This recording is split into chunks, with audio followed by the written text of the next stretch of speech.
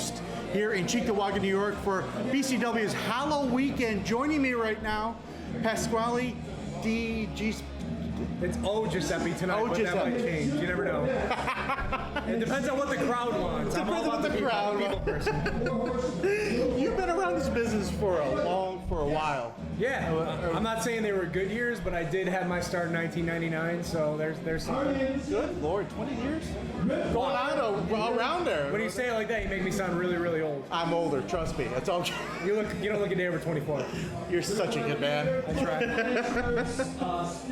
But from when you started to now, how much has the independent scene changed? Wow, that's a loaded question because right now, I mean, I listen to a lot of podcasts all throughout the week. I'm sure a lot of people do. So, professional wrestling has become like politics. You're on one side of the fence or the other. Again, I'm more of a storytelling, old school kind of guy. There's a lot of great athletes out there. A lot of great wrestlers out there. I think I have a good core of guys here. If you look over there, Rick Matrix, you got Bennett Cole over there. You saw the Killer Steves, you got Rex Atkins. That's my flavor of professional wrestling. I'm not saying anything about, other styles. I'm not going to say anything negative, but my style of professional wrestling, a big guy, a guy larger than life, who's going to throw the big punches, tell a good story, have a great character.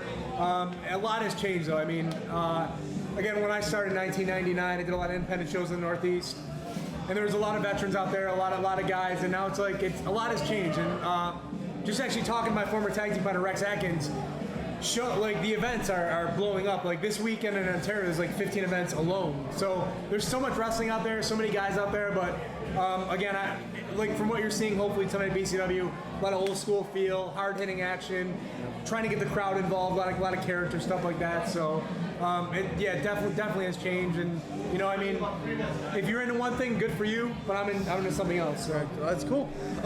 Social media has blown up over the last between 5 and 10 years. Yeah. It started out with MySpace years ago. Now it's Facebook, Twitter, Twitch. You can go on and on. Yes. How much of a game changer is that in the business right now? It's huge because as we were talking kind of off the scene, off camera, I was really behind in promoting this event that we're at right now.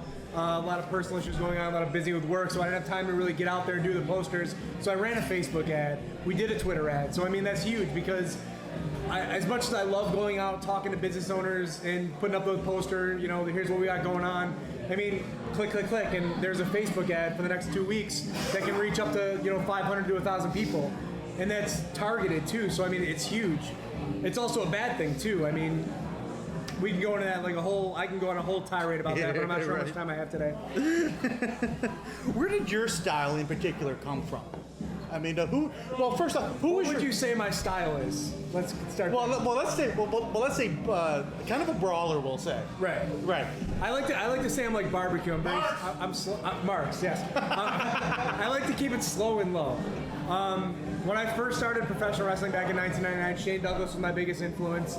And then as I started appreciating what I saw when I was a kid a little bit more, when I was growing up, Hulk Hogan was my favorite wrestler. Obviously, I'm 5'8", I weigh about 210. I'm nowhere near Hulk Hogan's status, but I started watching Arn Anderson, Tully Blanchard, Ric Flair, things like that. And that really where I evolved. I don't shave my chest.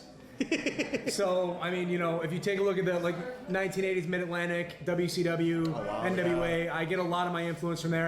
I like to keep it slow. I like to get the crowd involved. And again, I can't do flips, I can't do planches, so I do what I can do and I try to do it well. Yeah.